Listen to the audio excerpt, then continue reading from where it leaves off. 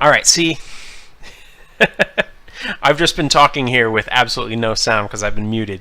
Thank you very much for Chris Collins or whoever was the first person in Facebook to note that. But thank you again for joining us for the webinar here, the Modern Chainsaw Training with Tim Ard. I am Cale Royer. I'm with TreeStuff. I'm actually back here reading all the comments. I'll be taking down comments and making sure that I have Tim answering questions throughout this webinar.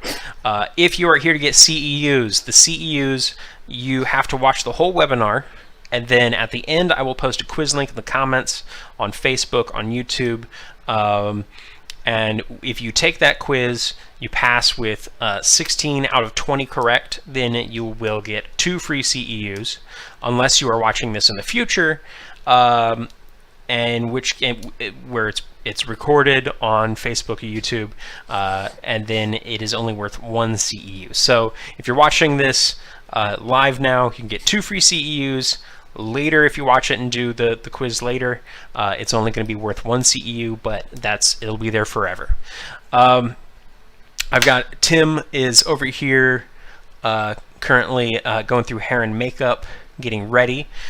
He's going to be talking to you in a second, but first I just want to remind everyone that we still have a couple of those Krista Stratting figurines left, the 3D printed ones that are really cool. They are $99.99. Oh, do not click on any of these comments here, any of these very obviously spam links. They're going to ask you for your credit card information, and then you're going to have to get a new credit card. So don't click on any of those. If you're not hearing my sound, I believe you need to turn the sound on your computer. So anyway, the Krista Stratting stuff, figurines, $99.99, or if you are putting in an order over $500, you can use the code ROCKSTAR and you get one of those for free. So go ahead and do that.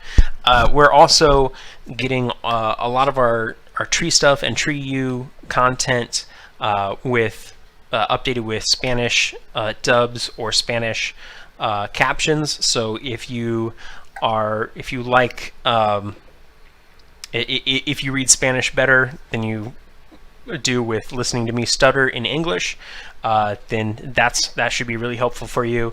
Also, a big update: the Community Expert TreeStuff Community Expert video contest is the submission period ends on Sunday. So if you are looking to be one of 3 $1,000 winners for sending in just a quick video on how to do anything that has to do with tree care, then you want to do that by Sunday.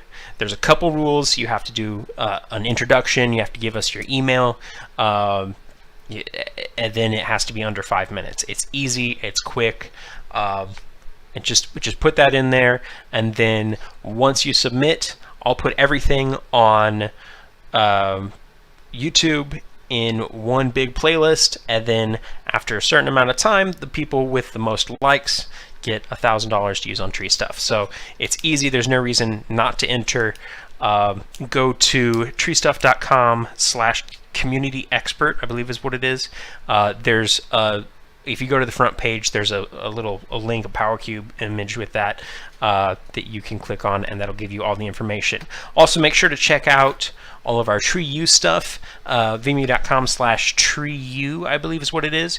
You can get all of the courses there, or you can search for TreeU on TreeStuff. And we have a lot of great courses there, from prep for the Certified Arborist course to the new one is the groundsperson groundsperson orientation and training, which is over 2 hours of just the very basics that you can show your employees and start them off on the right foot. And that's hosted by Travis Vickerson. So check those out. Also, we have some webinars coming up. Off the top of my head, I don't know which ones have actually been announced, but I've got one coming up with Taylor Hamill. He's going to be talking about span rigging. That is next month. And then we just got, no, I can't talk, I don't think I can talk about that one. But I am going to get onto blocking some of these spam links in the Facebook comments, and I'm going to switch it over here to Tim Ard, and he's going to take it over. So Tim, you are live in 3, 2, 1. Very good. Well, welcome everyone. Hope everyone has a mask and is social distanced, I guess is the way to start. Huh? It's great to be able to be part of this webinar tonight, and it talks about modern chainsaw techniques. I don't know how modern they are. What we decided to talk about a little bit tonight, and Kale's going to be helping a lot back and forth with the questions. But over the years, and for those of you I haven't met, I've been doing chainsaw training of different things, either technical or technique cutting for about 35 years or so, and done a lot of different sessions around. And every session, you know, I have a kind of a plan or a outline that I go through, but there's always some different questions that everybody seems to kind of key in or ask about, and that's kind of what I thought I'd kind of go through here and see what kind of feedback we can get. May not be a real long webinar tonight. It's kind of up to you as far as any questions and stuff that you might have, but I want to just kind of go through some more or less explanations and see where it goes from there. So one of the things that we're going to talk about has to do with just what is a notch. You can kind of be thinking about these a little bit about what is the hinge, and leans of trees, back cut, and then fiber and splitting, and just kind of go through some different explanations of those things, and then kind of recover a little bit of a 5-step plan that we use in our training programs and carry it to the field with the work. So just to kind of to start off with it a little bit, just a little bit about what is a notch. And you know, people talk about it being an undercut. They talk about it being a scarf. They talk about it being a wedge. All kinds of different things, but more or less, it's considered to be and if we take a look here, and hope this whiteboard works here, so it's kind of technical, but if we take a look at a notch, how would you use it? Well, it's used in felling, it's used in limbing, it's used in several different cuts that we make to keep things controlled or to keep things from splitting. And more or less, there's 3 notches that people think about when we look at felling. One is considered to be a standard or conventional notch. Another is considered the West Coast quite heavily the Humboldt style. And then what we use in a lot of our training programs, kind of a European technique, but basically it came from the West Coast too. It used to be called a bird's mouth back years ago, but what Soren Erickson called the open face, and that's really when it got kind of started with logging and tree care in the States. So, you know, but when you look, what is a notch? A notch is a cut on the direction side of the material that more or less allows the hinge to work. And so when you look at that definition, it's important to think through. That's really all it does. It doesn't cause the tree to tilt or to pivot. It just basically is an opening for the hinge to work into. And so when we start to look at the basics we talked about with the 3 different styles, and hopefully everybody can see on this, is thinking through, and this one's a little bit exaggerated, we'll get to that in a minute. This would be the conventional or the standard cut that would be put in the face, usually thought of to be about 1/3 into the diameter, about 1/5 of the diameter high. And yes, no, the overhead's off. I mean, it's soften the light some, or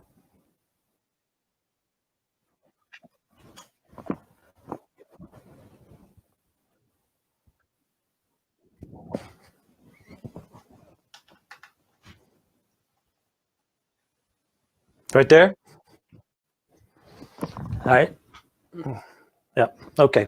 So the conventional or standard notch, about a third in, about 1/5 high, ends up with an opening of about 45 degrees.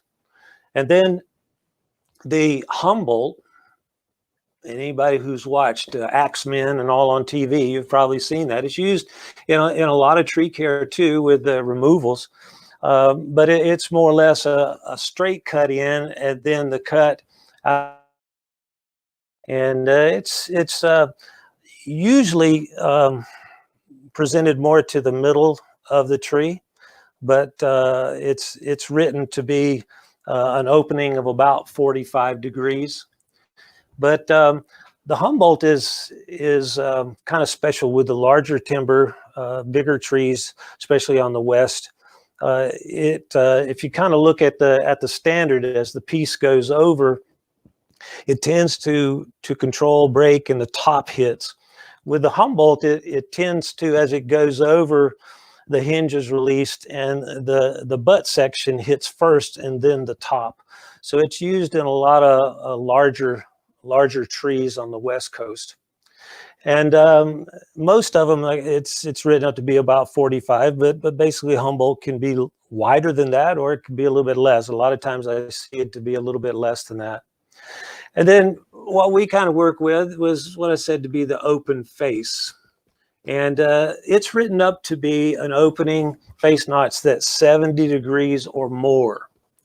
And that 70 degrees, and the thing with that is that the 70 allows it to go from a vertical or a back position, a full 70 degrees of movement.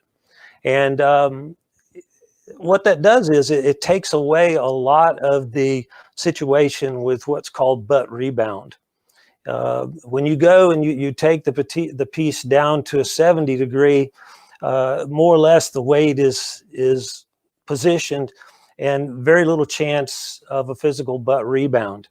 With a standard or even a Humboldt at 45, the tree, if it was straight, moves only halfway to the ground. And then more or less the hinge is broken. At that point, because the center weight of the stem seeks its attachment point, then it has a higher chance of rebounding. And so 70 degrees is an important thing to consider in how it moves. Also, if you use a face notch of less than 70 degrees, it's very important to consider the use of what's called a stump shot. And a stump shot is that it comes in at a higher level than the apex of the notch. And you 1 to 2 inches. Yeah, I can probably. But so when you start to think about the back cut there, if it's less than 70, it should be 1 to 2 inches as a minimum higher. But with a 70 degree, that back cut can be level to the face notch. And that's because the butt rebound is more or less reduced from the hinge holding past that position. That's something to think about with the face notch, the 3 different styles. So many times I hear people also talk about, you really don't want to have a hinge attaching. But we get into a couple things here to where looking at how important that hinge is and how it really works. But to have a hinge to work, there must be a notch. Now, one thing about the notch too is that there's a term called a dutchman or bypass. And that's the critical part in getting a notch to work. And that being whatever opening that you have. And we start to think about the opening at 45. It's going to get to about this position here, and it's going to close. If I were to open it up to a 70, it's going to go more out and really parallel to the earth. But if I were to put a dutchman or a bypass, in other words, the back of my notch doesn't match completely, then more or less the back of your notch is here, and you end up with this kerf closing, and this has to pull, split, or you have to take it off, or your movement is going to try to stop, and it could cause barber chairs or splits, or the biggest thing is loss of control. So very important that we think through, if you plan to get a hinge to work correctly, the notch must be somewhat precise. And that doesn't mean that it has to be perfect every time, but you want to think about that opening, that back corner should match with no bypass or dutchman, as they call it. The depth of the notch too, a lot of times people consider that you want to go deeper in. Well, the main reason for a notch is for that hinge to work, but it's also to keep splits and pulls from happening. In other words, trees grow in circles, right? Limbs and tree trunks. So if you think about here, if I put a face notch into this, then this material, as it starts to go, and let's say we have we'll get to a hinge in a minute, but if we start cutting from the back here, as this fiber is releasing and the piece starts to move, the pressure in the rings start to go outward. We don't have a face notch there, we just have a straight cut in, or we have a situation of no face notch, then that pushes out, and that's what causes the split or the barber's chair. So to be able to get a limb cut without splitting or binding or twist, for a hinge to work, we must have some type of a notch. It could be just a slide down, it could be a straight cut in, but that kerf is going to close before that energy is completely reduced. So you want to make sure that that opening is enough to allow the piece to move, whether limb or trunk, to a position to allow the hinge to start breaking from the back to the front. Now, the depth of the hinge is really determined by the diameter or the dimensions of the hinge. And so when we start to think about the hinge dimension, oftentimes we put a face notch in, people try to go back in farther. Sometimes it can help to reduce splitting. Sometimes it can help for heavier side leans, but more or less going in deeper doesn't cause the tree or the limb to move any different. In other words, your pivot is going to be at that hinge material behind the notch. So the farther you go in with the notch to create the hinge pivot, then more or less the more apt it is to go backwards and break off. When it's forward, your weight line of the tree, we'll get to that in a little while, the weight line of the tree, if it comes in front of the back of the notch at the hinge, the tree is going to fall in that direction because of its weighted lean. So the dimension in here is set really by what you need in hinge dimension. So what we look at is very few trees and sometimes even limbs are shaped completely round, but I'm going to draw it here just so we kind of think through it here a minute. Is that we try to think about the hinge dimension being 10% of the diameter of the wood in width of the hinge or thickness of it, and 80% of the diameter of the wood in length of the hinge. So what I'm saying is the length of it would be how far across the piece it is. The width of it would be the thickness of it. So let's say we have a 20-inch tree here.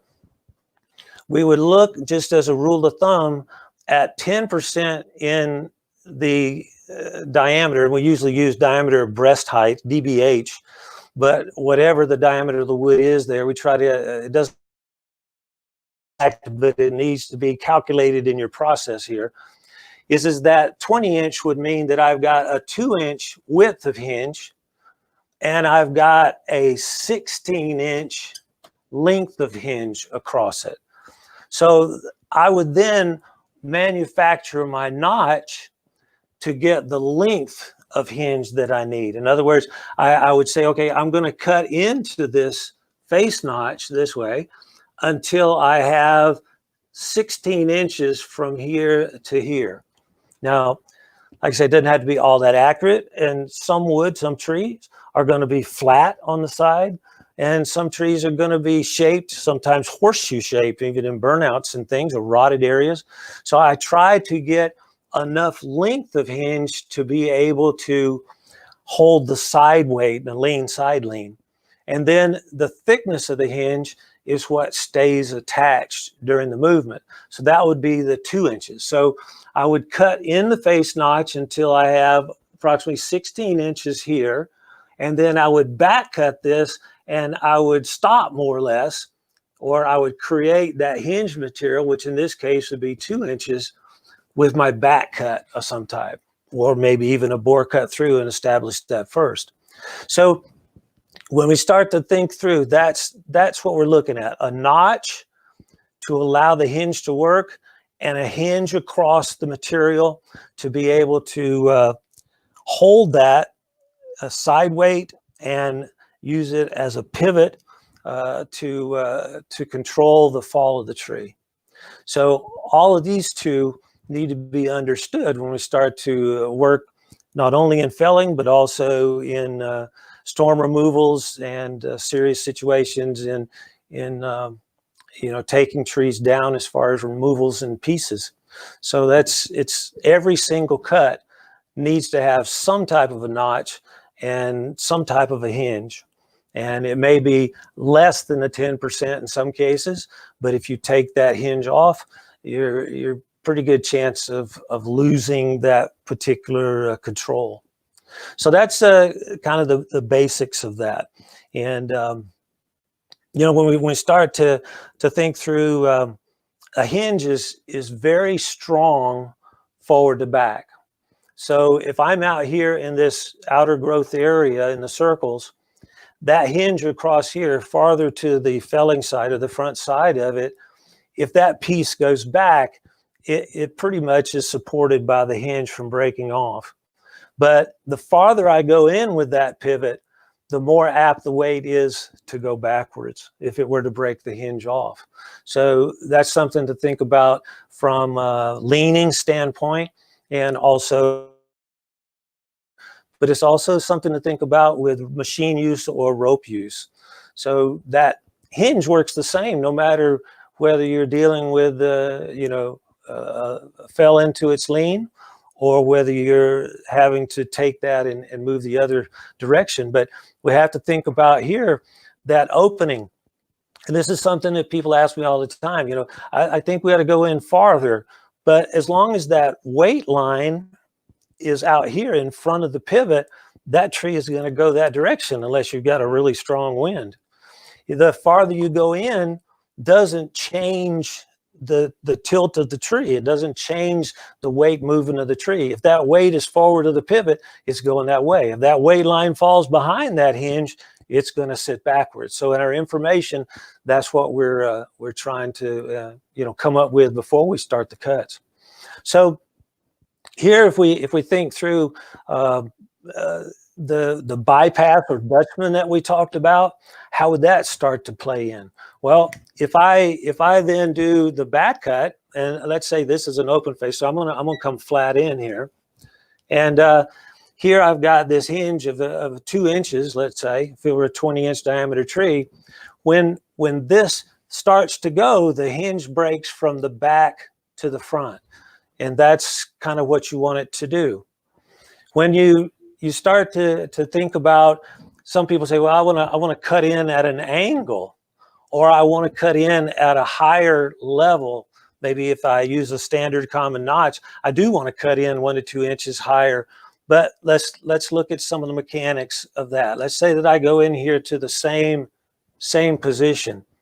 If you look at trying to determine what hinge you have, this fiber is going out into the roots, or it may be in a limbing or a trunk situation that this is in a cat face or a rotted area or whatever, where you might have a growth over or a limb collar that's very wide, that you're going to have angled fiber.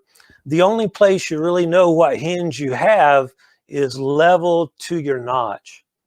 If you go above and you have fiber that's going out into that root structure, if you go above, let's say 2 inches or 3 inches, this fiber here is cut and you've lost half of your hinge material. So the only place you know what you have in hinge is level to the apex of the notch. So if we understand that, that kind of orchestrates why we need to have that face notch of 70 degrees or more, so that reduces the chances of that butt rebound. But really what keeps it from butt rebounding is not as much that stump shot step as it is that hinge building. So that's a thought process on that. Now, the other thing, if I come in at an angle, some people say, well, it helps me, it keeps me from getting stuck. Well, if I were to take a wedge here and put in either one of these, they would both, if I wedge this one, it's going to start to separate here in the vertical fiber and then go into the hinge. If I wedge here, then basically it starts to lift at the back here and pivots, breaking the hinge from the back to the front. So you don't have to go through the split process there. And as long as your hinge is about 10% or a little less, you can probably not have to worry about any pulled fiber or any split. If I start to come in at an angle, that really doesn't change that situation, especially if I'm trying to wedge, it starts to split this. If I'm pulling with a line, it starts to split this. I have to cut down here to a bendable hinge before I stop getting that split action, because the fiber has to be able to bend as the hinge to keep it from splitting the wood fiber.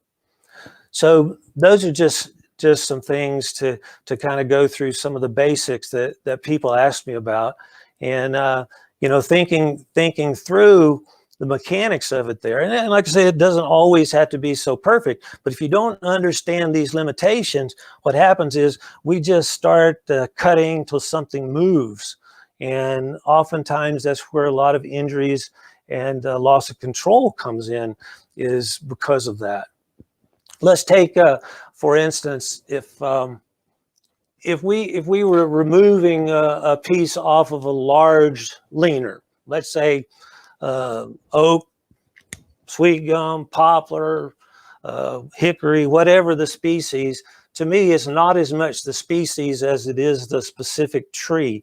In other words, that tree, the species in certain areas is different than others, but it may be just 100 feet away to where that species is going to react differently because of either rot or disease or wet or dry or root structure or canopy structure or whatever it might be. So if we break it down to good fiber and bad fiber, that's really what we're kind of looking at to maintain the control. But let's say from our standpoint as a chainsaw operator, if I get a notch into this piece, and let's say we're gonna take this off. Let's say it's a piece that's you know, halfway up the trunk. Maybe we could get any higher, and we end up we're gonna drop this whole top off, and it's got, you know, maybe 10 to 12 feet of side lean at the top from the base, and base notch on there that's say 30, 45 degrees. How far is that piece going to move before that notch closes and our hinge is broken? It's going to move about 45 degrees. If I open it up to 70, in this case 90, that hinge is going to break from the back to the front and really go all the way down to a 90-degree position before that hinge is compromised. Now, Is that going to hold? I don't know. That's where sometimes rope and those kind of things come in. Sometimes with real good fiber, not too much side weight, you can be able to control just with the steering of the saw to be able to overcome that. Because if I've got 5 or 6 foot of side lean, I can aim 5 or 6 feet to the opposite side. As long as my hinge holds, I can place that piece in the position that I want. But let's say, for instance, we don't make our face notch exactly right.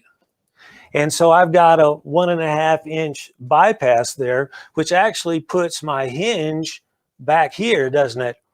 And so now whether I cut it at an angle or I cut in flat and this piece starts to go, well, this little kerf closes, my hinge has to do what? It has to break to be able to move. You see, when this closes, this starts to pull this fiber. And, you know, we talk about it moves 45 degrees with a 45-degree opening. As soon as this moves just a couple feet, now we've lost our control of the hinge. So let's say we've got this tree that's leaning over here, and say it's 4, 5, 6 foot of side lean to this top. We're gonna take this piece off, or a top off of it. So we have ropes in it going out forward. Maybe even we have a rope to this side over here. And so now we put a face notch in that's 45 degrees and we have a bypass also.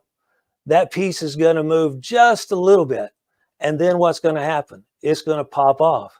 So if we don't have control with the ropes, we've lost completely. Now, I don't know about y'all, but in my experience, a lot of times if I've got a rope out directly to the side, I do have kind of a guy wire on that situation. But if those ropes are anything forward, as soon as that piece starts to move, it's very hard to maintain control with the ropes. And so you end up with it, the rope slack and the tree goes, or the top goes off to the side, because that weighted, the side lean is going to carry it in that direction. So the first thing we want to try to do is get our cuts correct, and also taking a look at that time as far as the material that we have to work with. But if we have this, that maintains a lot of control longer, whether we're using, when we have an open area, we can use just the hinge and notch to control. So those are just some things to think through. Okay. Oh, great stop. I'm getting tired of talking already.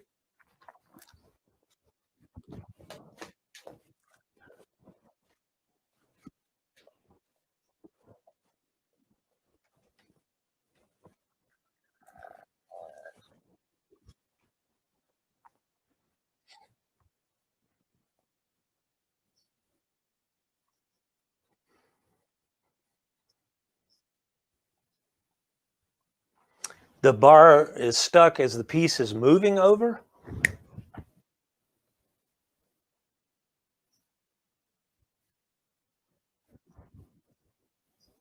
Okay, so well, that goes back to first of all your information on the lean, because if you think about it here, if let's say this is a piece, we have, let's say 2 foot of forward lean. In other words, the weight line from the center of the crown is falling in front of this pivot. This pivot is our hinge, right? That's our fulcrum in the fall. So now let's say that we have say 3 foot of side lean. So that's our information that we have trying to pull the piece in this direction. So if you just start with a straight back cut and you keep this hinge across there, and we talked about 80% of the diameter, but let's say whatever, you've got your face notch in there. As you start to cut, the weight is going to work this hinge forward and down, so towards the direction of the lean. So when we start to think through what can mechanically cause that to pinch, if that weight starts to go forward, then more or less it's going to open this kerf in the back, isn't it? So here, if we take a look, here's our piece. it's going to start to open here. It's going to start to close here. So if we've got forward lean, it's going to work this way on our hinge. Now, if we were to take hinge off here, or we've got bad fiber, then what's that weight going to start to do? It's going to start to pinch in this position here. So all it has to do to grab your saw bar is probably close a 32nd to 16th of an inch, and you start to stick there. So one thing that keeps you from getting stuck is to have that hinge all the way across the material to control it, just like a door hinge. Now, if you're thinking about it in, let's say, a real heavy forward leaner or a limb situation, a lot of that comes from this fiber is pulling. So here what takes place is as you start to cut in and it starts to move, this fiber is pulling out of this stump or out of this limb or out of this log. And so as it starts to go, if your saw is in there and this fiber is stretched and catches your chain, you can get stuck in it that way. But that would be something to where, you know, you've got to try to estimate the movement and release, and sometimes a bore cut can be used, or you might use some type of rigging to be able to slow that movement down, or smaller pieces in that case. But when we start to think about that, that's not as usual, I see, as this one, to where if you get the hinge too thin on one side or the other, it doesn't support the side weight, it's going to sit on your saw.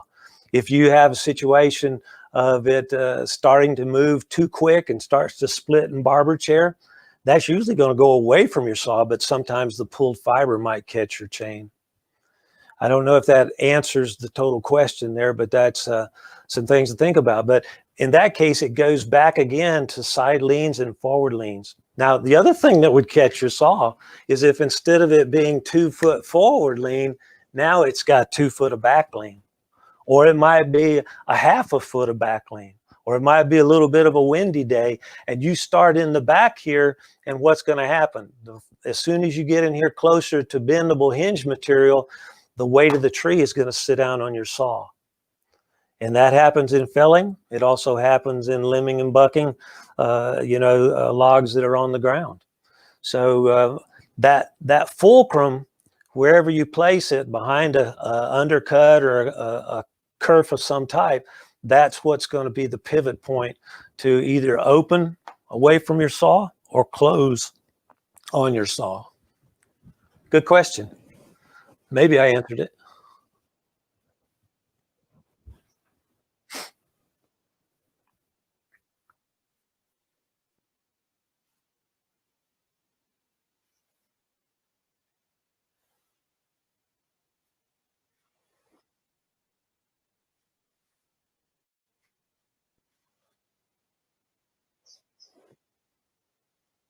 Uh-huh.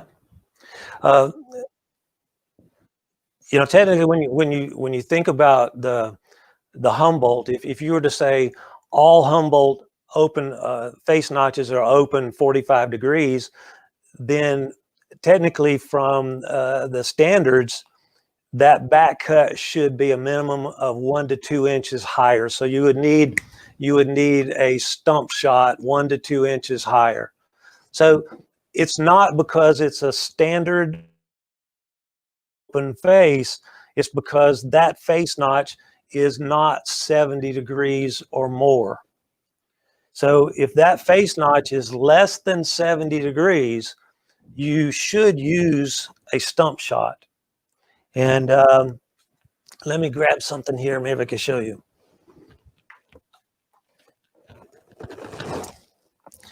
Here's a tree, or a limb.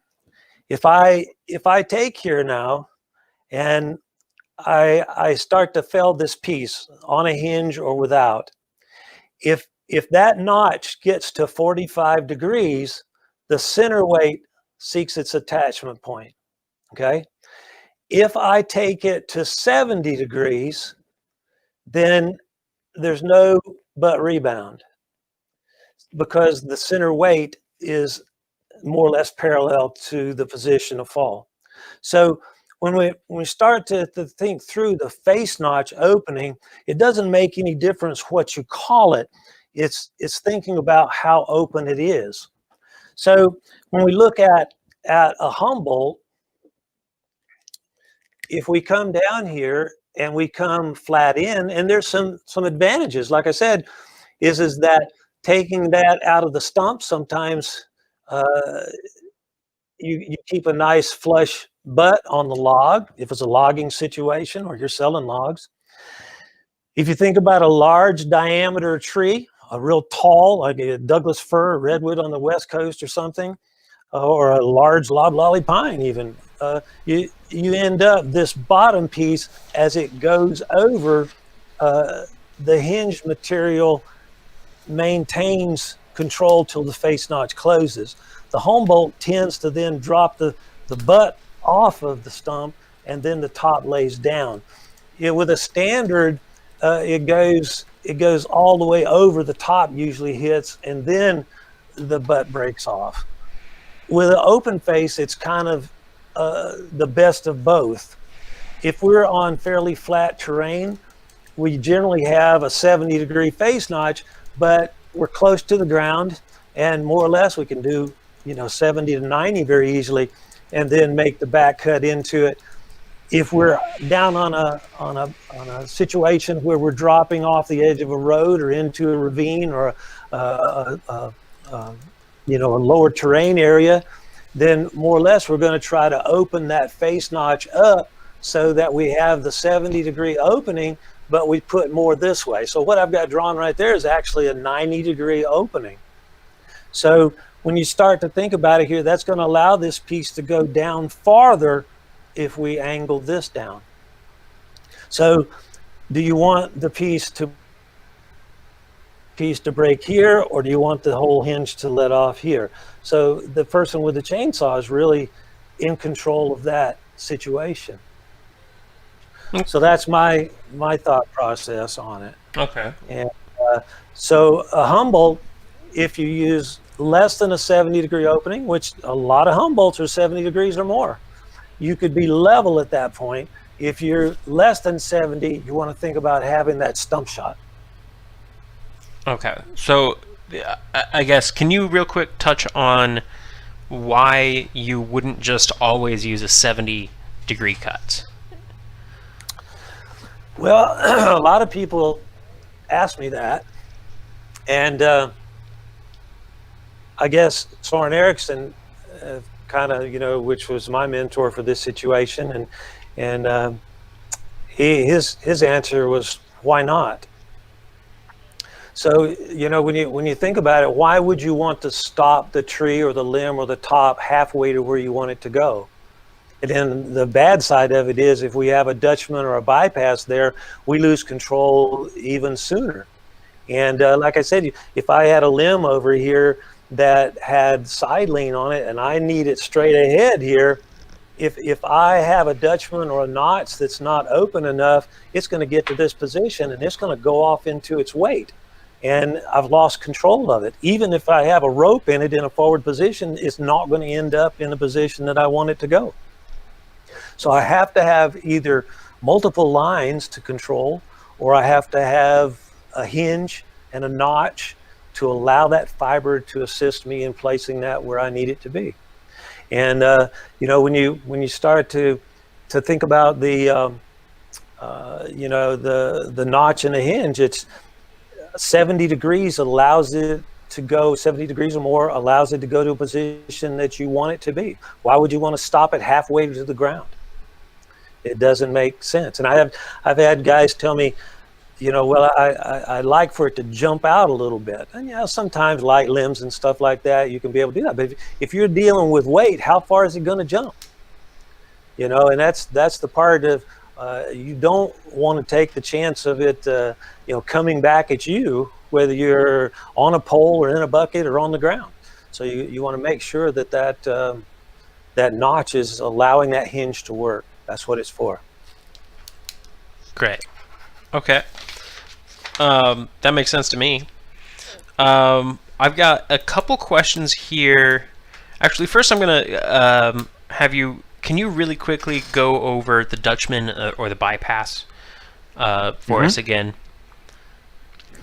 Yeah, the Dutchman or bypass, whatever your notch should meet exact in this back corner.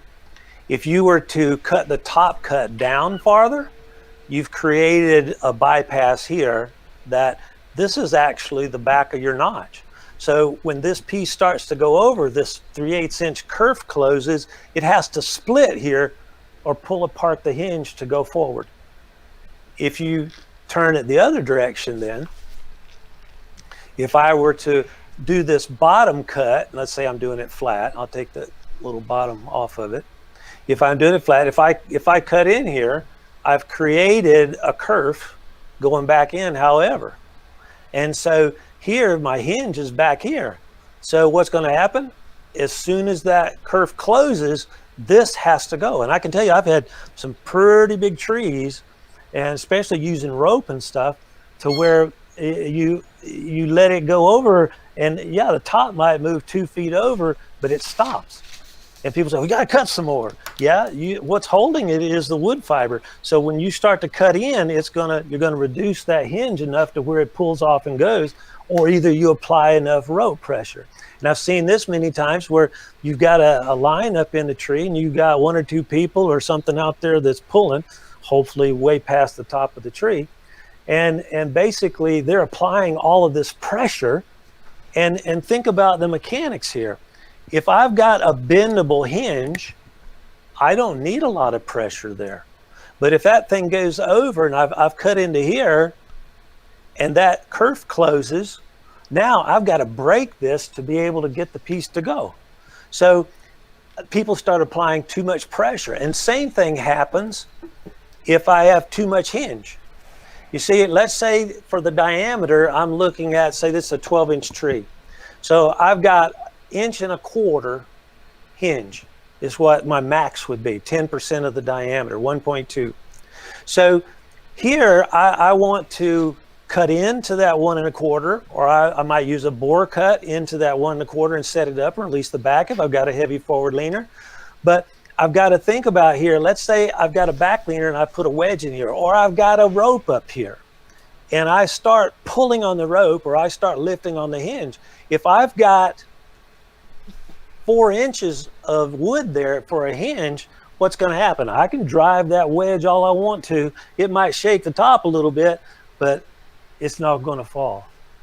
So I've got to make sure my hinge is down here to bendable material before my wedge can lift. So same thing with a rope. If I've got a rope up here and I'm pulling, I've got to make sure that this material is bendable and my face notch is correct to keep that hinge intact, so that when I pull, my hinge can move, the top can move. Pressure sometimes on wedging and on ropes when basically the hinge and notch needs to be set up correctly. And if that's the case, it tips very easy with a line, or it drives over very easily with a wedge. So you start thinking through the mechanics of that notch and hinge. And that's the reason why I wanted to talk about that tonight, because I see that quite often, and especially in wood that's being removed, or trees that's being removed because of liens or damage or whatever. And people end up not really, they're trying to overpower everything with equipment instead of thinking through the mechanics of how that notch and hinge that the chainsaw operator is doing can make it safer, as well as get the results that they want. Perfect. So that's where I see it quite often with trees, with lines, and people have a mismatch or a bypass, and they've got this heavy side lean, they've got a rope over here pulling like crazy, but they've got a bypass on the piece. And it might be a dead top they're taking down too, that's just got a little bit of lean. But when that thing closes, when that bypass, that Dutchman closes, and you apply enough pressure on the rope, it's going to snap off there. It could split the whole tree, but it's going to snap the hinge off and it's going to go. But you're not going to pull it that direction if it's got weight to this side. So you've got to have that hinge to be able to move it that way. And some people say, well, that's the reason why we apply a lot of pressure, move it slow while somebody's cutting. Well, that can work too if you've got pretty decent fiber on the tree. But if you've got dried fiber or rotted fiber, or you've got a crack in that tree from storm situation, or you've got a situation of too much hinge, or you haven't got the hinge all the way across, then those leans and weights start to remove your control. Okay, I've got a couple questions here that I'm just going to mix into one, I think. Talking about steering the tree. One is how much does your hinge cut play into the steering of the tree? And then the other one is how do you deal with tree rotation if you're cutting your hinge and you cut one side a little bit faster?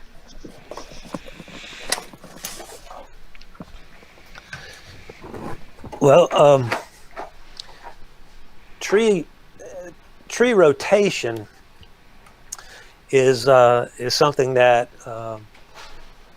is not always necessary. I mean, if you have a very open area, it is critical that you get something in an exact position. But if you have to place that limb or that top or that tree in a specific location, that's where the hinge and the notch comes in. So let's go back and take a look here at our information. First of all, first step is we're going to look for hazards. We're going to make sure PPE is covering the operator, and then we're going to look for hazards in the area, whether it be rod or vines or situations of obstacles of power lines, all that kinds of stuff. And we have to use that information to locate the place that we want that particular limb or tree. Next thing that we're looking for then is the lean to that position. If I try to take lean on a tree, if I look at this tree and this crown's going way over here to the side, I have to keep that away from objects and obstacles, and I have to think about placing it in a given position. So I have to look at how much side lean there is to be able to offset that. And chainsaws have felling sights on them. I don't know if you've ever noticed or not, but it's basically, you do it with a square. It's just a 90-degree corner to your bar and chain. So a lot of saws have a molded or a pinstripe line across that's perpendicular to the bar. It's 90 degrees to the bar, and that's your gunning sights or felling sights on the saw. And they're on small saws, big saws, especially most all pro models. They've been on there since the early 80s for sure. And so it's if you look at that, that's what I would use to offset the cut. So in this case, if I had 5 foot of lean over to this side, I'm going to aim 5 feet with my line to the opposite direction. And so that's how I would take and offset the side lean.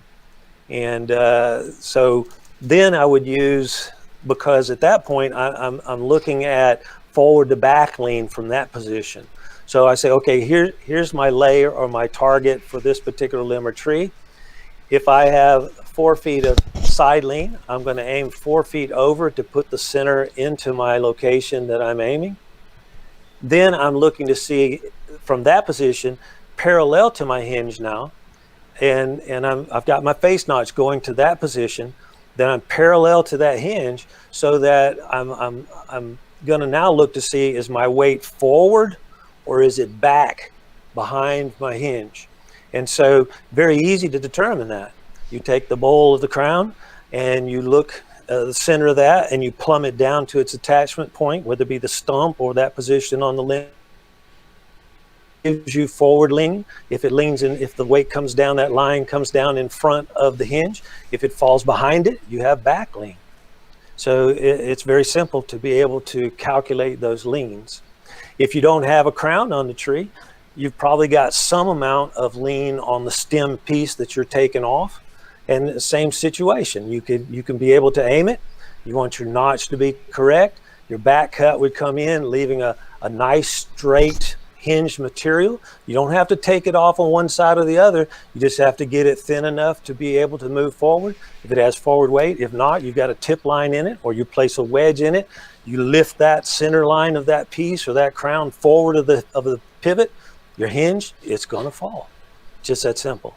And if your face notch is open enough, it's going to stay attached until that face notch closes in many cases. I mean, you could have dried fiber or rotted fiber or whatever. If you don't have good hinge material, that's the reason why you take smaller pieces, because you can't control it if you don't have good hinge material. So, but that's, in taking your information to look at those things. So I'm not going to stand there and take hinge off at an angle. And that being, if I've got a hinge that's straight across here, I know that when that weight goes forward, it's going to break from the back to the front. And if I aim this around to my position that I want it, I know as long as my hinge holds, that's where it's going to go to my calculation. If I start taking hinge off of it, and if I taper it across like this, it's not going to probably change my direction much unless I have bad fiber or a lot of side lean. But if I take too much off here, if I get too thin and the weight takes over, now, yes, it can spin. But I guess my question to most people would be, how far is it going to spin? In other words, if I take and I leave 2 inches here and it's down to nothing over here, how far is that piece going to spin around? I haven't found anybody yet that can answer me that. Now, they can stay right there with them. I mean, I've worked with some guys that are really good. And we used to, back years ago, we had a half controlled and a full controlled swing that we worked with in logging in open cuts, and clear cuts. But when you really start looking at that, you don't know exactly how far it's going to go. So I can't answer that. So when the standards came out in the 80s, is they said you must have a controlling hinge across, and that's because that's really the only way to control it. And people say, I want that piece to kind of swing around. Now, this is a fulcrum. There's no reason to swing. All you have to do is turn the turret, and you've accomplished the same thing. As long as you either have a tip line, you got a wedge here in the back, as long as you bring that forward, it's going to fall. So if you practice that, that's what I found. I mean, Soren was amazing at being able to swing trees around or pieces around. But when we finally, and at that time, OSHA said, you need to have a controlling hinge across there, and it has to be a face notch that's open enough to allow that hinge to work with no dutchman or bypass. And we started really looking at that, and instead of having 4 out of 10 that didn't go right or something, we had 1 out of 10 or no problems with going where it needed to go. So it's much more calculative and a lot higher results thinking about the mechanics there. And so that's something to think about. It goes back to determining those leans to be able to do it. And then the other thing is, you get into larger diameters, and the third thing we look for is an escape, or really not an escape, but a planned retreat path. So we've determined we've got 3 foot of side lean, we've got 2 foot of forward lean or 2 foot of back lean. And so we figured out diameter roughly to get our hinge dimensions. We figure out, okay, if it has back lean, we're going to use a tip line, we're going to use a rope for a tip line, or a wedge in the back to be able to bring it forward. If I use a rope, I generally always use a wedge, something to keep that from going backwards. And basically then I don't have to be there cutting while somebody tips the piece forward.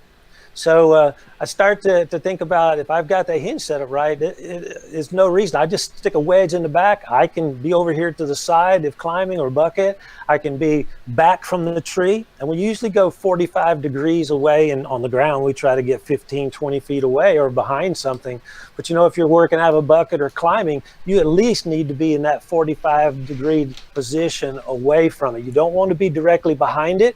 You don't want to be directly here to the side once you start to release the tree. You do want to be here to see where that face notch is. So you've got that right, whether you're on the ground, in the bucket, or climbing.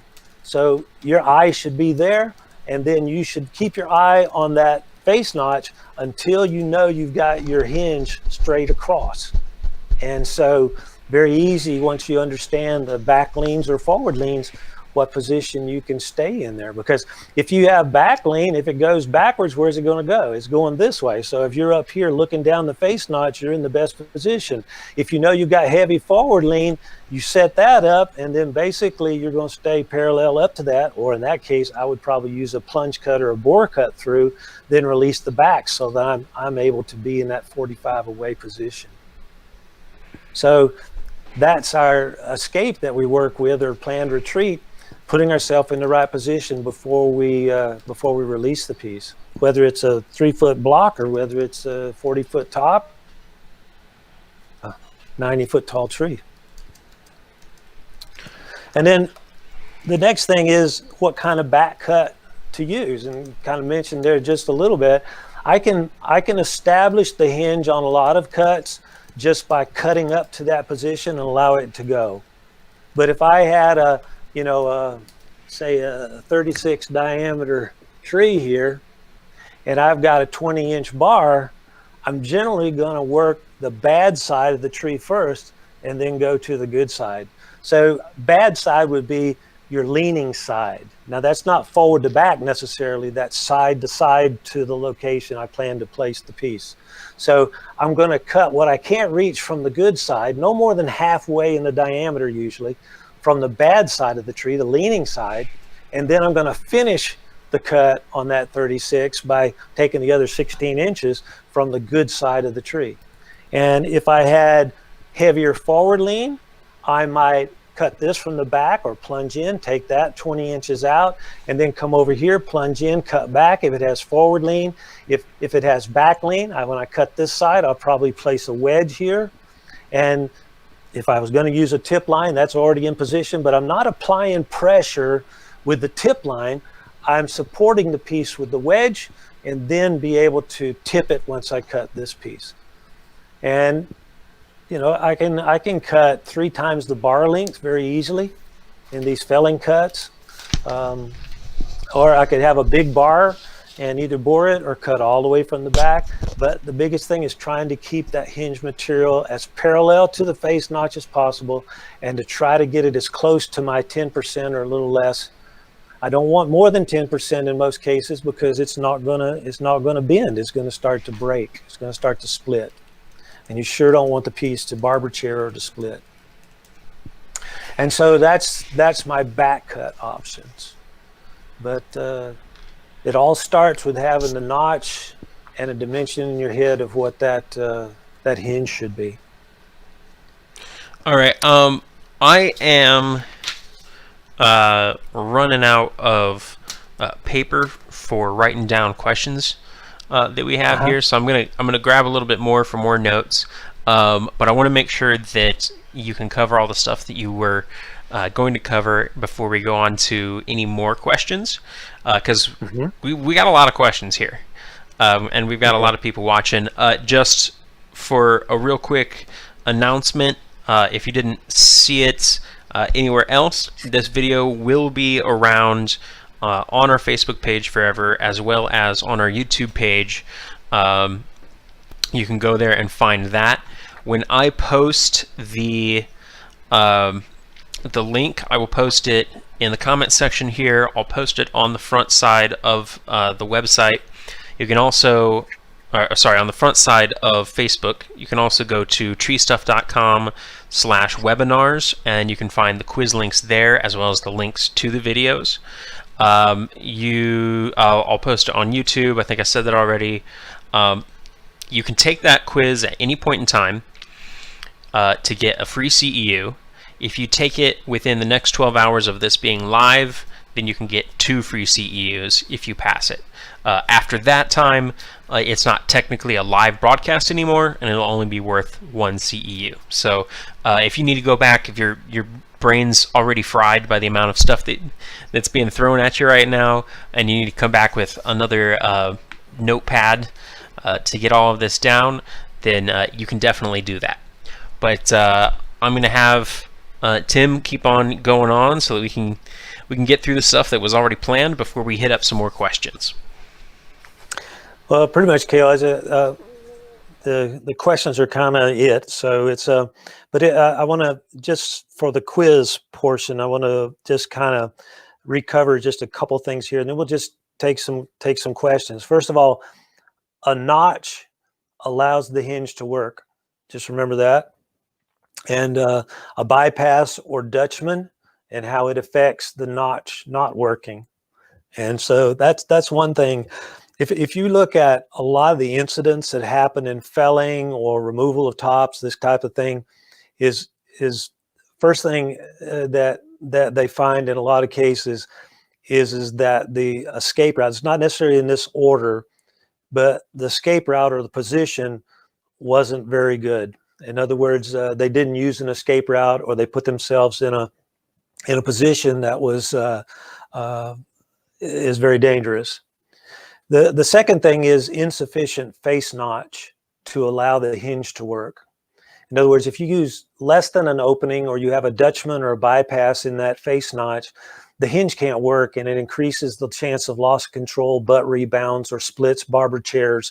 And barber chair is a split of the piece of wood that the tail comes back towards the operator.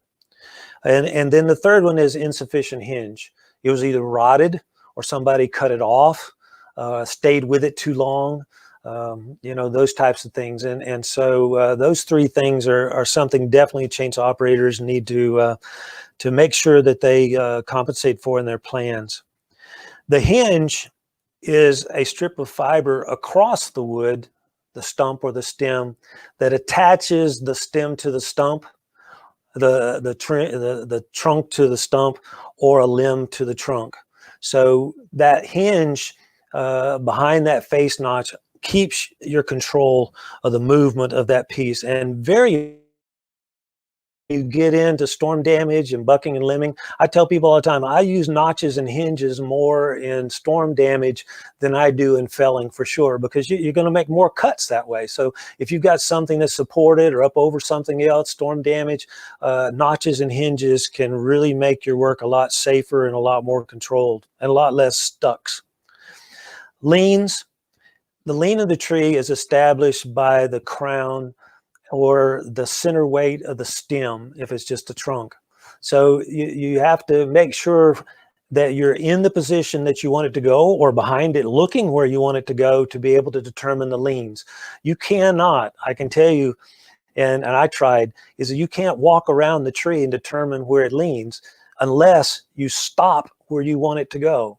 In other words, you need to be standing in the lay or looking in your direction to be able to determine side lean and forward to back lean. And then the back cut is definitely a stump shot is important if you choose to use less than a 70-degree face notch, for sure. But it should be a minimum of 1 to 2 inches. It should be in good fiber. But in my thoughts, the face notch needs to be open enough to allow that hinge to work, and in that case 70 degrees plus. And the only place you can really determine the hinge that you are calculating is level to the face notch. And that's because trees grow in circles. To reduce the fiber and splitting is to identify the wood fiber strength somewhat first, looking for rot, looking for those kinds of things. And then the next thing is that face notch must be correct to allow that piece to move as far as you need it to go. If you're on steep terrain or you've got heavy back lean, that's one thing I was going to mention, is that let's say you've got a tree or a limb or something that's leaning back, and you've got it rigged, you've got a rope up in it, it's leaning back, say 20 degrees. If you put a 45-degree face notch, that tree limb is only going to go forward 25 degrees, which is not far off center.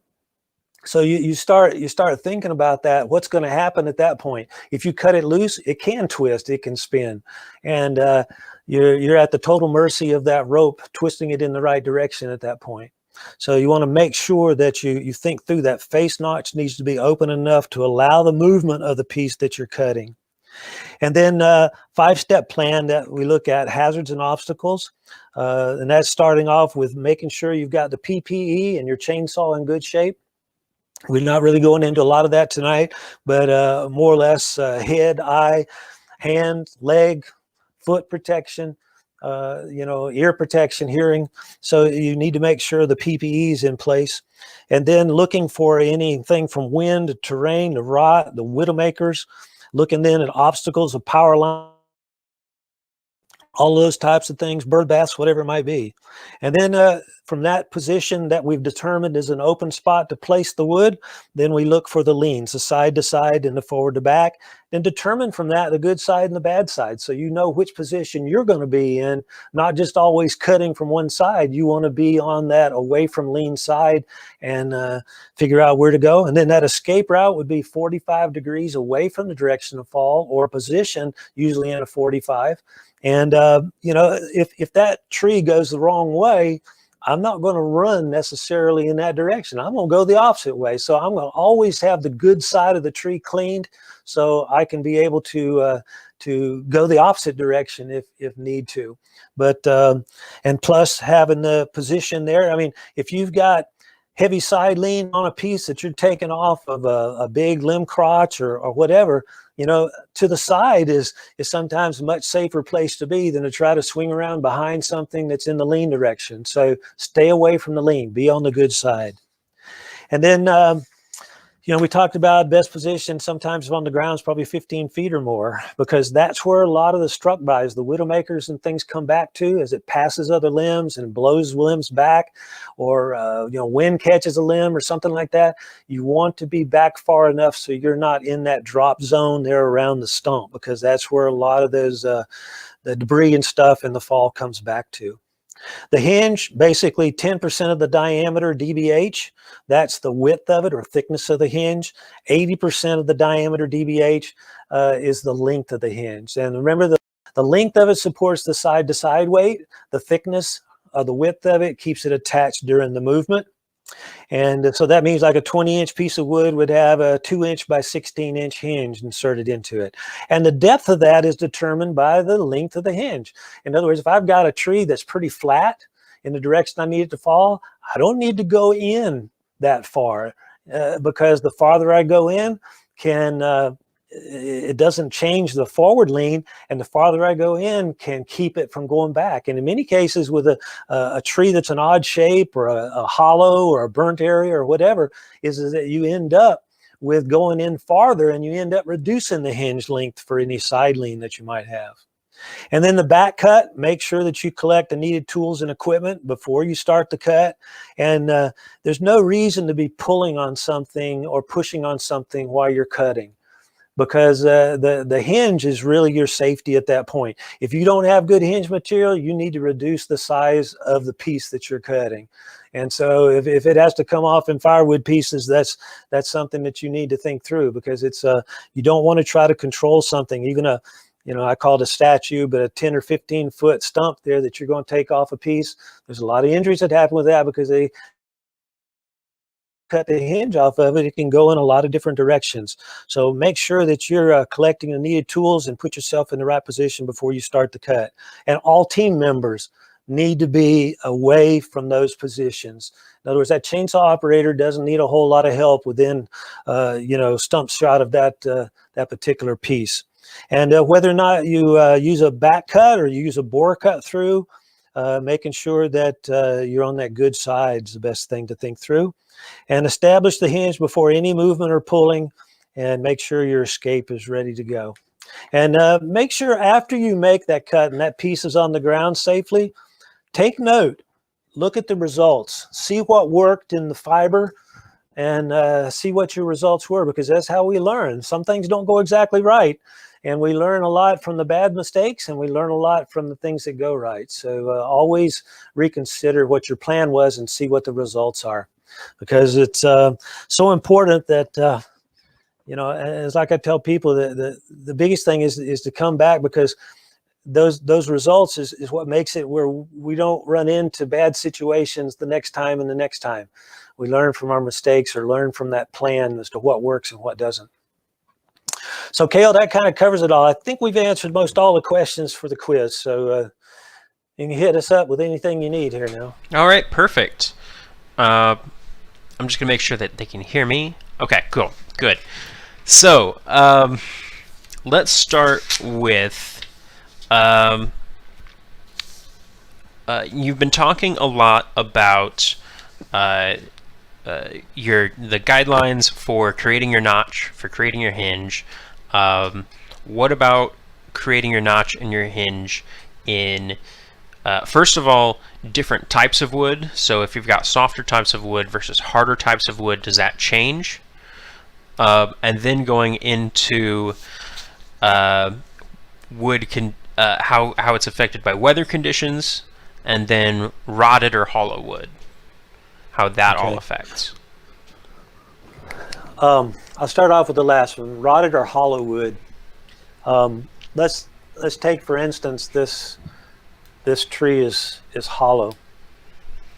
If I have a nice big long flat front where I can stay in this growth out here, as long as it's good growth fiber, there's really no difference. If I cut my face notch into here and I have a hinge here and a hinge here, I still have pretty good control of the, if I have especially forward movement. If I have back leaner, I have to have enough wood fiber here to be able to support the weight for a wedge to work. If I have a capability of putting a line up into it, I would. But if I need to bring back weight forward, that's where a tip line might come in this case. But with a forward leaning tree, it really, as long as I've got good hinge material here and good hinge material here, I still have pretty good direction. So that's kind of like, it's like if I really think about it, all of this material in here, if I can get hinge across, let's say I cut my face notch in and hinge material looks pretty good, and I go back again to species, to me doesn't mean a whole lot. It does mean a lot if it's dried, like if the tree's been dead for 2 or 3 years or something, and the fiber's starting to dry or it's starting to rot. Rotted fiber gives us no control. So unless I can drop it into an opening or take it down in smaller pieces, rot does not give me any control. Dried fiber, though, if the tree is, a pine or something that's kind of air dried, doesn't have any rot or fungus situations, that fiber is usually stronger than the green. So that means I might thin the hinge just a little bit from that 10%, because that dried fiber, it won't pull from the back to the front. It's not as resilient. So maybe a little bit thinner hinge actually gives me the control side to side and forward to back. Whereas in greener growing fiber, it can be that 10%. And after I cut one tree area, or I take a piece down out of that tree, I might want to thin the hinge up just a little bit. But 10% is a maximum. 80% in length is a minimum, kind of to think about. But the 10% being a maximum, because you want it to bend. You have to have it to bend. If it's dried fiber, then that's now. If you start thinking about difference in oak and hickory, I don't see a whole lot of difference, other than I might go a little thinner, a little thicker, but in most cases it's going to move. If that is a pine or an oak or something that's been in really cold climate, wood fiber with moisture in it starts to crystallize, and it will make it very, very brittle. And so maple or something like that in a really cold area, you might have to go a little bit thinner, and you have to really think about, you may want to keep it right at that 10%. I really don't see much need to go more than 10% in my experience, but I want to try to get it as accurate as possible across that. And see, I can always take hinge off, but I can't put it back on. And so there I start to think about frozen areas. And I really, to be honest with you, I've had in all the years some white pine areas up in New England where it'd be 16 below or something like that for 2 or 3 days or more, and the hinge just doesn't hold very well at all. I've had maple in Pennsylvania one time. I remember in one area that it was so hard, you'd had to take it down to 3/8 of an inch on a 20-inch tree, but it still held really well. So, you know, it's something where it's not as much the species as it is fiber in a specific area on a specific tree. Because I have had an oak or a pine here and go 100 feet down off a hill, and the fiber is completely different. And a lot of times it's just because there might be a cat face or a rot or a hollow or something like that that's affected the growth of the fibers. But let's go back to this a minute. If I put my face notch into here and I put my 10% hinge across and I'm not into the hollow yet, what really does a hollow mean? I mean, if I had a heavy back lean there, yeah, I have to have enough here to support the weight to drive it over with a wedge. But, you know, the next thing is that I'm going to cut all this out anyway. So as long as I've got hinge in this material here, I'm in pretty good shape. I do sometimes look for I call it a flute. You know, a lot of times when you've got a real old dying hollow tree, you may have cracks and things in this area, so you have to look where those are. But in most cases, if I use a plunge or a bore cut and take that out this direction with a heavy leaner, I can or a leaner at all, I can be able to keep it from splitting, and it works fine as far as a hollow tree. But I think that answered all of it. Frozen wood can be in a little bit of an effect. I don't see it to be a major issue. Matter of fact, you'll find in a lot of cases, just from a wet area to a dry area in a real cold climate. You know, I've done a lot in Michigan, Wisconsin, stuff like that, up into Maine, in 37 degree below weather, which wasn't really any reason to be out there with a chainsaw, but we were. But, you know, you start to think through it, as cold as that is. Yeah, you may not have quite the control, but you need to look at your leans a little bit more, and that's really the only thing to really hone up on in that case. Okay. Moving on to, I guess I didn't write down who asked this, but I had a question about if you have any techniques for felling a tree where your bar isn't long enough to make that back cut, to make the hinge. Okay. All right, let's go back to the. I mentioned it just a little bit. Let's go back to our plan first of all.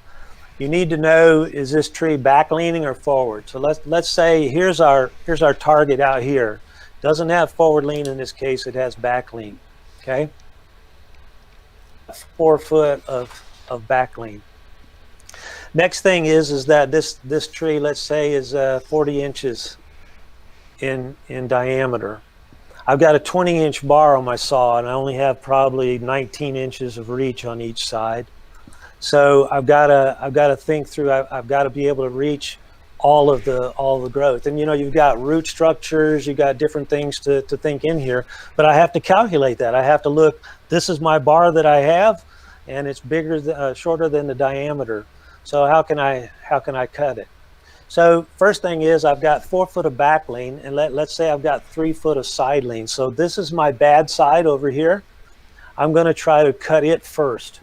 So here's my X. I take my side lean into consideration. I'm gonna aim 3 feet over to this side to make sure my canopy goes down total width into the lay that I'm shooting for, the drop zone I'm shooting for. Next thing is that I'm going to think about, I've got a 20-inch bar, so I don't want to really cut past half here. So how could I do this? Well, I put my face notch in at my target. I can then say, okay, I've got a 40-inch diameter tree, so I want no more than 4 inches in width here, correct? So my hinge would be no more than 4 inches thick. And then the length of it, and what I do is I just basically, I would take 40 inches, so that'd be 4.0. So you can take 80, and more or less it would be 2 times, so 8 inches off 4 would be 32 inches. So I've got a hinge that's 4 inches thick and 32 inches long. So from here to here be roughly 32. Doesn't have to be all that accurate. And I'm probably not going to have 4 inches thick when I get finished either. But that's what I want to make sure I can get in good hinged material. Then I can take my saw with a plunge cut. I can cut in here. I can take this out with a plunge, still having hinge here and hinge here. Then I can take and be able to bore in on the bad side,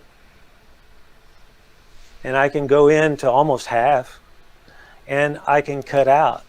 I can go into almost half here, and remember here I can go in really farther. My drawing's a little off there.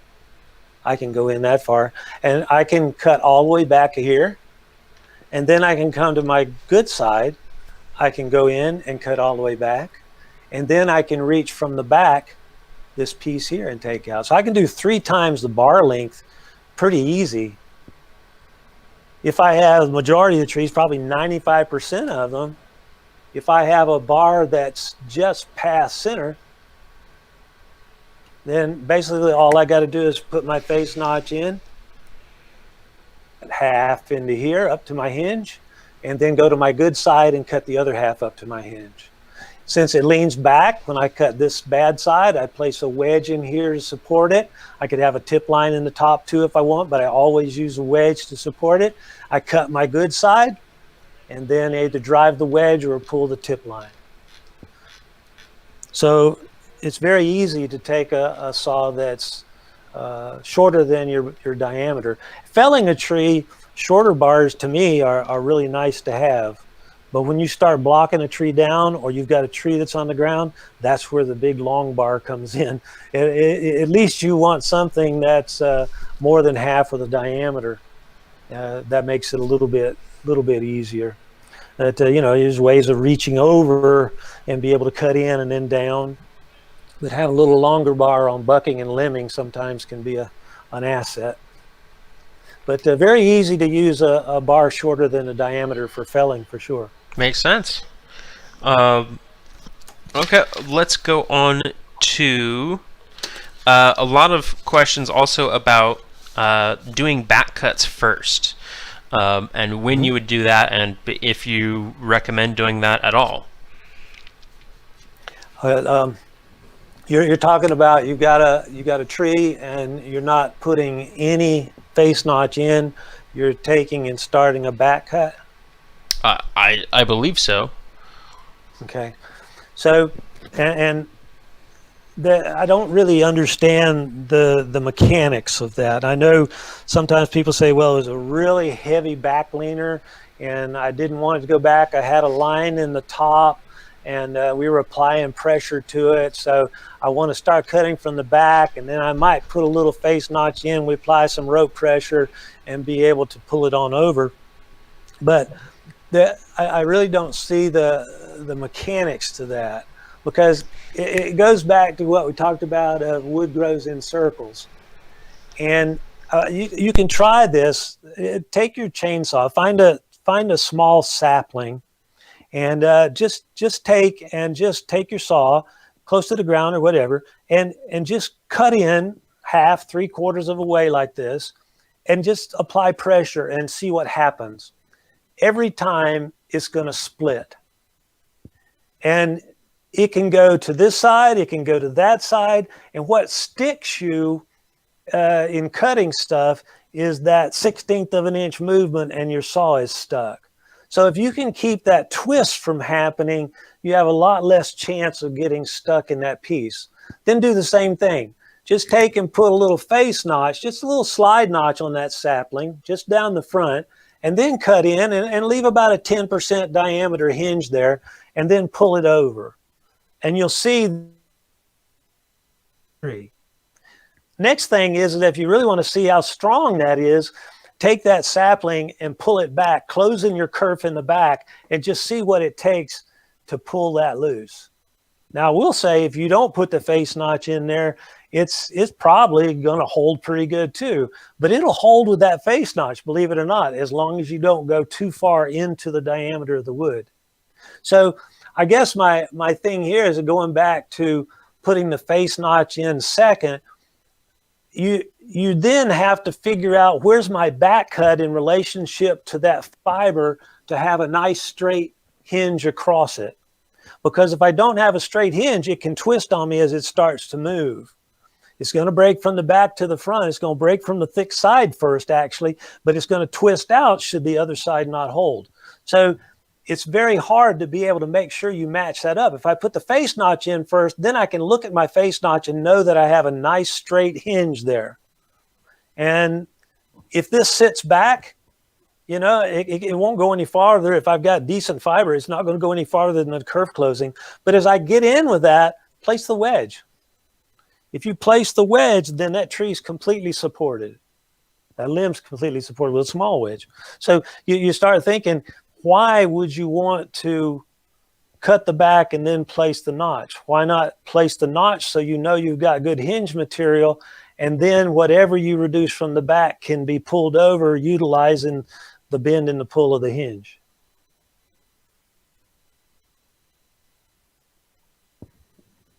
And I will say this, a lot of times people put that back cut higher, that stump shot, and that's where you're going to get a lot of loss of control too, because what can happen is with a heavy leaner with fiber that may not be really good is that it's going to start to pop that hinge loose off of it if the fiber is not really good, because it creates leverage in there against it to split it. If it goes forward, it has to split up. And that's how you split firewood. You know, you start to split and then it goes. Same thing here. If I'm level, I have that fiber working for me. If I go above it, that can create an issue because it's hard to predict what I have. And then I don't know whether it's going to split as it starts to move. And, you know, people say, well, I don't want it to come back on me. Well, if it's going forward, if you've got the hinge flat here, that hinge is holding until it gets away from you. Here, yeah, if that face notch closes, it can come back. But if you've got the face notch open enough, it's not going to come back.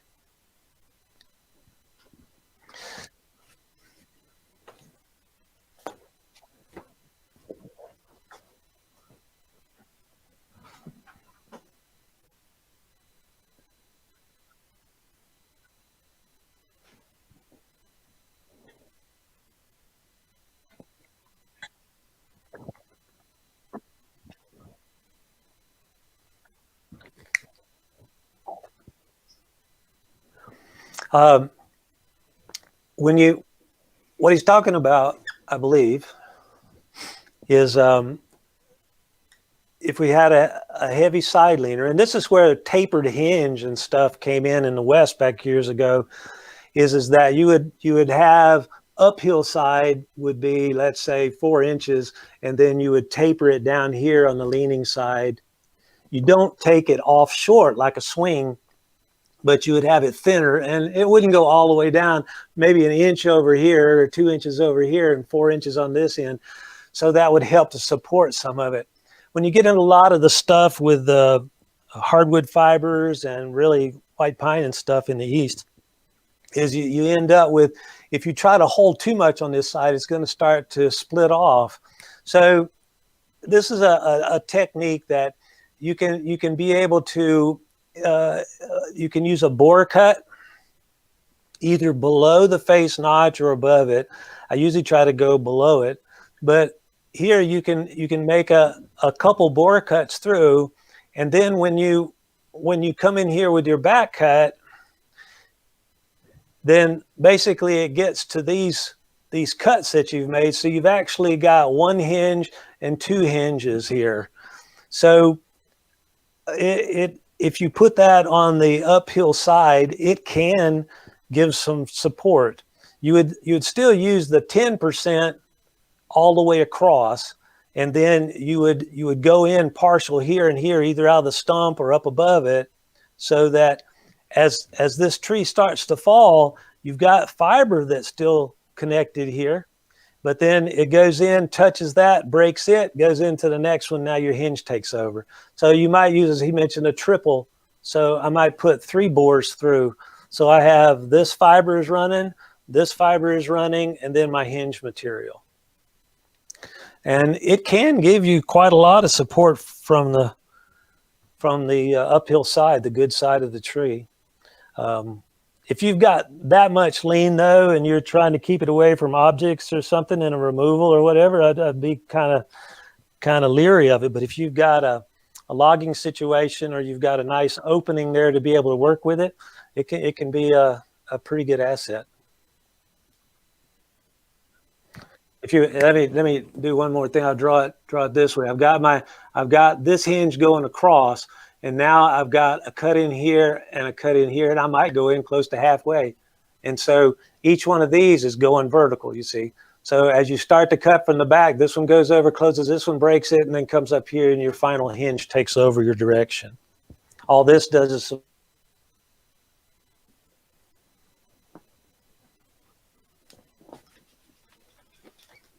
hopefully that explained it, what he was saying. I don't quite know. I assume that's what he was looking at.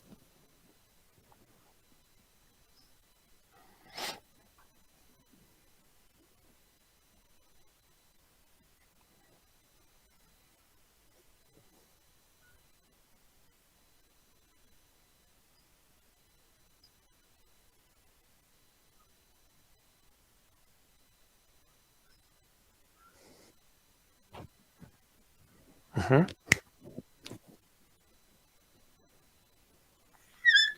All right, so reactive forces on a bar and chain, there's 3 different reactions. First of all, you've got the chain going forward. So as the chain goes this direction, and what they say is about 55, 56 miles an hour. Let me say that again. I was muted again. They couldn't hear my question. So the question was about reactive forces and how to deal with reactive forces when you're doing different types of cuts. Mm-hmm. Now, please continue. So you got a chain. It's going forward. It's moving around there, 55 miles per hour. It has capabilities of it. So if you touch in this position, you have a reaction of what we call pushback. Okay. In other words, it's going to try to take the chainsaw and push back towards the operator, because the chain's going forward. You go into the material up under it. It's going to push back towards the operator. Down here, it's going to pull the chainsaw into the material. So we call this one pull in. The one that you're going to see, and I recommend that you take a look in your operator's manual, and most professionals don't, but it's something to where if you look in the operator's manual, it's going to show you what's called the kickback zone. And it's going to be in the upper corner of the bar tip. It's not in the lower corner. It's in the upper corner of the bar tip. And more or less, this is where the kickback takes place. And it's very similar to a circle saw blade or whatever in that upper corner. If you touch here, it's not a push or pull, it's rotation. So if I look here, this pushes back, this pulls in, but if I touch here in this corner, it kicks. And that's the reason why you always want to be to the side of it, and you want to make sure that you understand, if I go up here to cut something or whatever, I've got to make sure I'm understanding if I touch that tip, it's coming right back. So always make sure that you look at cutting limbs off. I turn to the side to take those off around the tree. Put yourself in a position always out of line of that kickback corner. Now, if I'm taking and I'm using this for a bore or a plunge cut, you always want to start with this lower corner. We call that the starting corner, sorters call it a tack corner, but more or less this bottom corner is just a pulling chain. So when you come up to that to do the bore cut, you're going to start with this corner and then rotate into it. Now, one thing that a lot of people don't realize is the faster you spin the chain, that's sharpened correctly, maintained correctly, the faster you spin the chain, the smoother the surface gets. So you don't want to try to approach the tip of the bar at half throttle. You actually want full throttle and feed in with this lower section of the bar tip. Once you bury the bar tip, there's really no chance of kickback. All you have to think about, it can push back out of that kerf.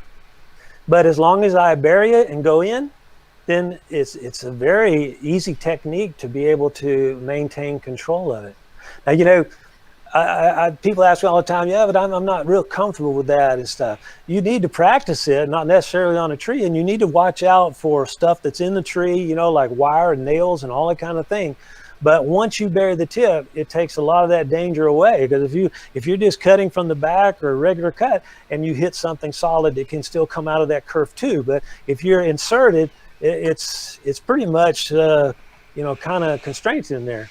So when we start to think about it, though, people say, well, I don't know, I've never tried the bore cut or whatever. If you practice it just a little bit, there's really no negatives to utilizing a bore cut, except for understanding, if that is a negative, except for understanding the reactive forces. And I think every chainsaw operator should understand the reactive forces and practice so that they understand what happens if you touch the tip or when you're using the tip. And if you do that, the bore cut gives you the ability to see if the tree is hollow when you're making your cuts. You can be able to release a heavy forward leaner without any chance of barber chair. You can be able to increase your time of escape by, you know, if you've got a broken top or a vine that's hanging or a limb that's going to brush another one, it gives you more escape time by setting your hinge up and releasing it with a forward leaning tree. It gives you the ability to place in a diameter tree. Let's say, you know, you've got basically a 4-inch wide bar, and if you've got a tree that's 12 inches in diameter, it's very hard to be able to use a wedge. In that case, you have to use a tip line. But if you've got an opening there and you don't need the tip line for security, then basically you could use a bore cut, place a wedge in that slot, and then cut the back off, have the wedge placed on a 12-inch tree with a 4-inch bar and your hinges set up. I just don't know of any negatives to using a bore cut. There's a lot more positives than people understand. And so that's a key, I think, sometimes with the training. You can sometimes look at it on a video or something, but when you get out there and you see a series of trees in a training class and you see how it works, 99% of the people that I've had in training over the years, that's one of the biggest things when I ask about takeaways in the afternoon is, I didn't understand the bore cut and I think I'll use it. And I can tell you, when you get into a lot of rotted and damaged stuff and all, a bore cut can be a much safer technique. You can be able to know what it's going to do before you start to have things move, and that's a key there. Did that answer your question, Kale? Yes, that did. And you touched on, hold on, making sure that I'm not muted. You touched on barber chairing a little bit. Can you explain a little bit about that? Oh, just so you know, we have about 10 minutes left. Okay. Barber chair is something, the better the wood that you have, the straighter the grain, the higher chances of barber chair. Same thing with a limb. Nice straight grain in a limb structure will split easier than one that is twisted or you know, angled. So when you start to think about a barber's chair, and like I said, the bypass or a Dutchman can cause it. Too small of a face notch can cause it. But what happens is when you cut in, and I've got my notch here. When you cut in, if your hinge is too thick, this fiber is running vertical. So what takes place as the tree starts to go, if your hinge isn't bendable, then more or less what takes place is this piece will go over, and then this piece comes back down, and it's going to start to split. This drawing is terrible. Hold on. So here I have my hinge, and this piece is going to split out.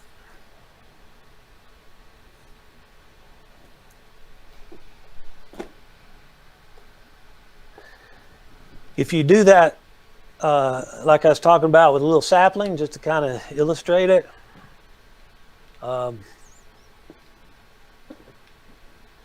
it will do that without a face notch very quickly. You'll see it start to split up the trunk because all this fiber is running vertical.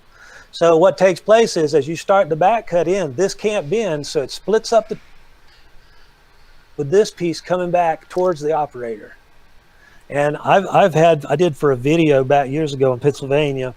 We were doing a cherry tree. We were trying to get it to split, and it did. It split up 9 feet, and this tail section came back 9 feet behind the stump. And so we're 18 feet behind the stump is where that tail end of that cherry tree came to. I had another red oak up in Massachusetts one time, and the guy was really good with the saw, but it was a nice, really straight grain red oak, and it had probably 7 foot of forward lean. And he was going to try to bore cut, and I said, I think that'd be wise on this one. He said, well, I'm not really comfortable. I'm just going to cut it from the back.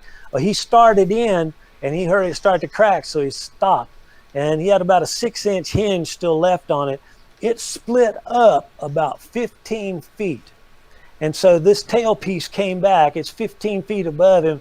I grabbed him and got him back. But what happened once this top hit the ground is this piece rolled off, and it came down right beside the trunk. Ooh. If he would have just stood there, he would have been smashed by about an 18-inch red oak log. And I mean, it went back probably 15 feet behind that tree, split up 15 feet, and then came back 15 feet once it rolled off the fiber. Because you got to think about that fiber tapers as it goes up. And so it's eventually going to break loose, either back or side roll out. So barber chairs have hurt, maimed, killed a lot of people over here. And it doesn't have to be a big tree. You know, there was 2 after Hurricane Michael that I heard about just a few years ago. And these were 6- and 7-inch pine trees. Guys were clearing them along the side of the highway. They reached down low and cut it. And the first one barber chaired up, just a little 6- 7-inch pine tree, probably 20 feet tall. And it split up and caught him in the jaw, broke his jaw. Oof. Another one high up, he cut it high up, thought he had a bunch of them to do. He cut it, it caught under his ribs. And the picture I saw, it was like black and blue, broken ribs, and black and blue all the way up to his armpit. I mean, small trees will kill you just about as fast as a big one. So you got to make sure you think through those notches and hinges. And they were just cutting them off the back. They didn't put a notch. Yeah. Ouch. I think the last one that we're going to go into is your thoughts on whatever the Sizwell notch is, the Sizwell notch. Sizwell? Sizwell. I think you got me on that. Okay. I don't know if I've heard that term or not, but if he doesn't know it, I might. It's not necessary. If Tim Ard doesn't know it, don't worry about it. I know a box notch. I know Humboldt standard. Yeah, that's another one. Is I guess the box cut that somebody asked about. You can talk about that or a couple. Yeah. Well, the thing about the face notch, that would be cut in this way. That's the box notch. Basically, what happens is when you do your back cut, your hinge is still here. This just goes down and locks over. It's used a lot of times in steeper terrains, keep a tree from sliding back. But it's more or less taking, it's a little bit exaggerated here, but if you can figure this piece here comes down, and so when it ends up over, you've got this piece comes over and locks here, so it's called a box notch. And gotcha. So it wouldn't slide back off of the stump as easily. So, but that's the box. And then you see a lot of times, someone used to call it a bridge cut, but that might be what they're talking about, Sizewell. I don't know, but that would be where you've got a tang or a tongue that's coming back off of the tree trunk, and then it falls down into a slot that's in the stump. And it's hard to draw here, but more or less, if you look at it from the back, this would be the log here, and so same face notch, same hinge is held, but the back cut, you basically bore in and cut down this way, and then you've got a hinge here and hinge here. So when this goes over, if you could look here, this piece is into it's still a tang. It's off of the end of the log, so it falls down into this slot that you cut. So it pivots over. They used to use it in Scandinavia for making forwarder roads or ruts. They would drop the small trees into it like that, and basically as the machine would go over it, it wouldn't fall. I've seen a lot of videos and YouTubes on it. I don't know if Soren was the one that really brought it to the States or not. We showed it in a lot of demonstrations over the years, but on steeper terrains it could be used. But I also find that a notch and a hinge on steep terrains hold pretty well too. But this when it falls over, it locks. It can't go side to side. Okay. I don't know if that's what they're talking about. No, I think it was, and I've also seen those pictures that you're talking about. Doing that. I think we're going to finish this up with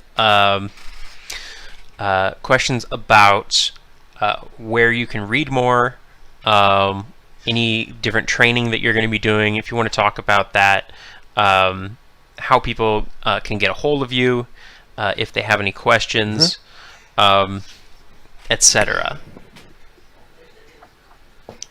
All right, a couple things that are coming up, and I'm ready to get back to training. I finally got some things to do next week, but it's been kind of slow with all the COVID stuff. But we carry most of our programs to the road. In other words, power companies, tree care companies, disaster cleanup groups, city, county, state, logging contractors. Most of that we go to their site, so they organize it. But we do have a couple times a year. Berry College is here in Rome, Georgia, and I do what we call a storm sawing workshop twice a year, and that's usually a group from about 5 to 12 people. And it's mixed with all different backgrounds of people. And we spend 3 days going down through just all the mechanical side of the saw, sharpening. We look at all this stuff on the board, and then we're able to go out and spend the time with some trees. And also we create some different storm situations. And so that's what we call a storm sawing workshop. We have one of those coming up the 9th, 10th, and 11th of March this year. And then I have a new one, and this is one, I don't know if anyone's ever heard of Cotton Top 3, but if you're a YouTuber, Cotton Top 3 is a logging contractor in Mississippi that he does quite a lot of training over that way. He has a very large logging operation. He's, I think, second generation. He's been in logging for years and years. He's got some really interesting videos on equipment and tree felling and different logging things.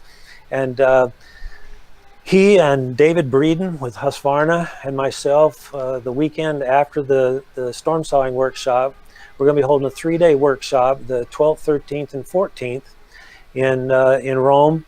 First part's going to be in Kingston. If any of you were at the Georgia climbing competitions, it was at David Breeden's farm.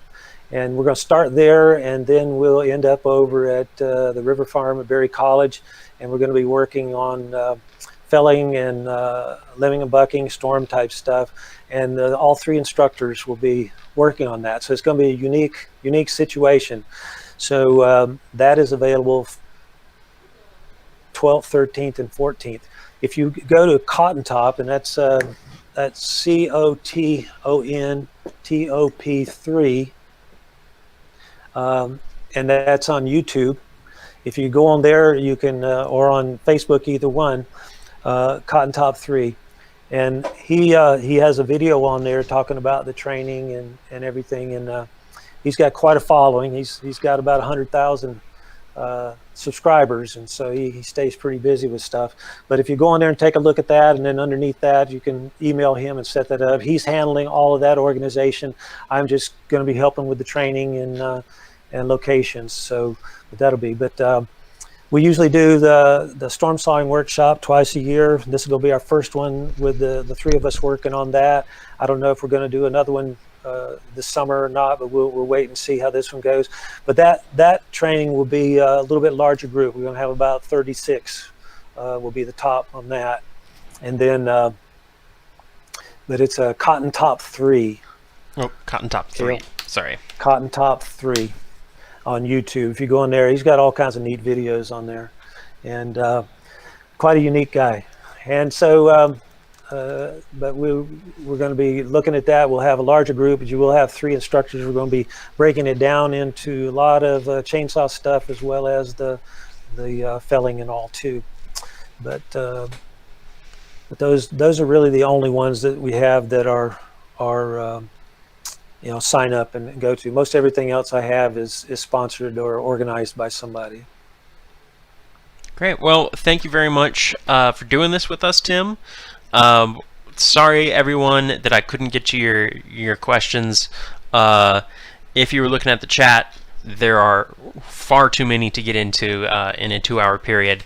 So we'll have to have him back sometime soon and get some more knowledge out of him. So thank you very much, Tim, for your time, and have a nice night. Thank you very much.